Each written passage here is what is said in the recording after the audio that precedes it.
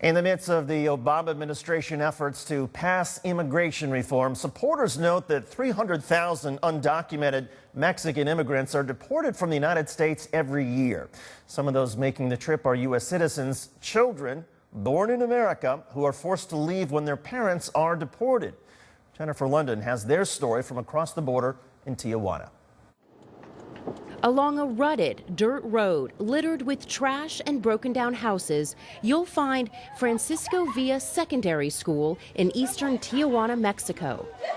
For 13-year-old Emily, who used to live in Burbank, California, her new school is as strange as the country she now calls home. I like it way more over there because I just think it's prettier. I have friends.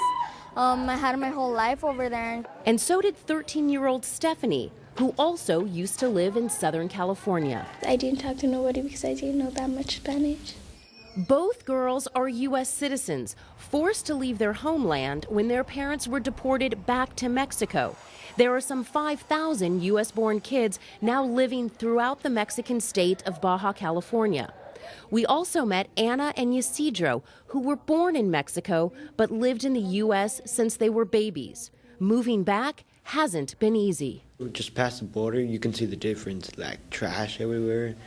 The walls are graffiti and stuff. Schools in Mexico already struggle with lack of funding, even a lack of space, and they are certainly not equipped to handle the needs of thousands of binational students. They're subjected to a lot of teasing because they don't speak Spanish, they don't dominate the language, and the teachers don't have the patience for these kids. Which is why a new pilot program funded by the International Community Foundation in San Diego County is so critical. 3 days a week, students like Stephanie and Ysidro come to this community center on the outskirts of town. They learn Spanish and computer skills and receive counseling. She says they're students with very different needs, and they don't feel part of either place, Mexico or the U.S. But the key is keeping them in school.